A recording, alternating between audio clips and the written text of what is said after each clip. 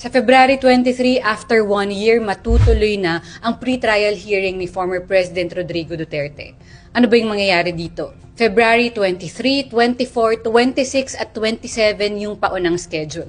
4 na araw lang sa isang linggo dahil ang rekomendasyon ng medical experts ay dapat may mahahabang pahinga si Duterte dahil 80 years old na siya. Dito sa confirmation of charges hearing, ilalatag formally ng prosecution yung mga ebidensya nila at may pagkakataon yung defense na sagutin yung mga yon. Yung ilalatag nilang ebidensya ay may kinalaman sa 3 counts of crimes against humanity of murder. 1 count ay para sa mga pinatay ng Davao Death Squad. 2nd count yung mga high-value target na pinatay. At 3rd count ay para dun sa mga pinatay sa barangay level ng Oplan Tokhang. In total, 78 na biktima yung pinili ng prosecution at hinati-hati nila sa 3 count para ipakita yung common plan o yung isang grand modus. Walang number threshold ang crimes against humanity o walang binibilang na ilan ba dapat ang napatay. Ang mahalagang mapakita ay yung nexus o yung koneksyon ng mga pagpatay sa isang malakihang modus. Ang goal ay mapakita ng prosecution na hindi random yung mga patayan, kundi parte ng isang systematic plan at si Duterte ay isang indirect co-perpetrator.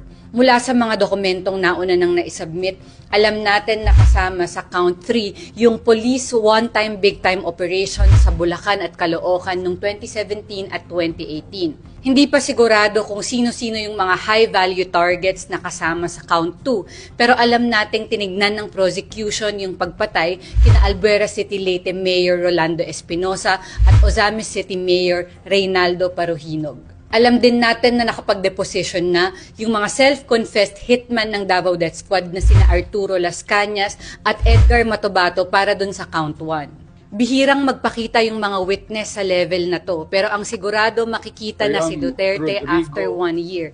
Hindi lang natin alam kung in person ba siya a-attend o via video link ulit tulad ng dati. Pero ang sabi ng abogado ni Duterte, hindi raw sila nag-request para sa isang video link appearance. Base sa mga ebidensya, magde-decide yung mga judge. Yung unang outcome, i-confirm lahat ng charges at tumuloy na sa trial. At pwede rin namang ilan lang sa mga charges ang itutuloy sa trial.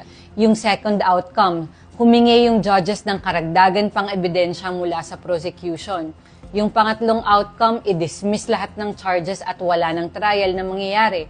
Natuloy na ang confirmation of charges hearing dahil nagdesisyon ang 3 judges ng ICC Pre-Trial Chamber na fit for trial si Duterte o kaya niyang humarap sa hearing at maiintindihan niya ang nagaganap.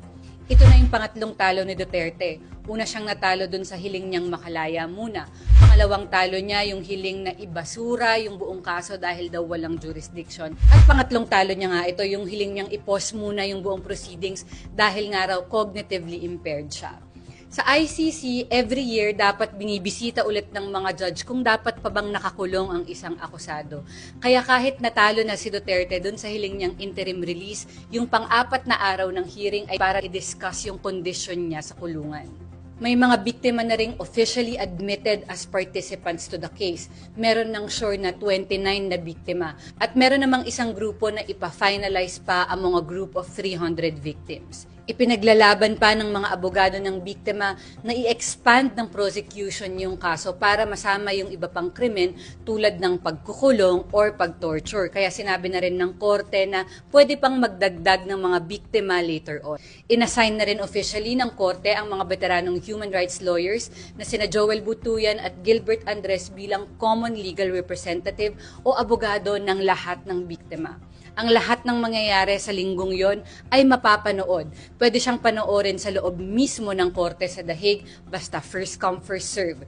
Mapapanood din to sa web stream, pero may kaunting delay nga lang dahil sisiguraduhin ng ICC na walang sensitibong detalye ang mabobroadcast. Halos 1 taon ang usad bago tayo makarating sa pre-trial. Ang sabi ni Vice President Sara Duterte, pagpapakita raw ito na bias ang korte. Parang ang bilis naman daw ang sabi ng lead defense lawyer na si Nicholas Kaufman, kahit handang-handa naman na raw sila. Pero para sa mga biktima, ang tawag sa nangyari ay due process, na kailanman ay hindi ibinigay sa mga pinatay.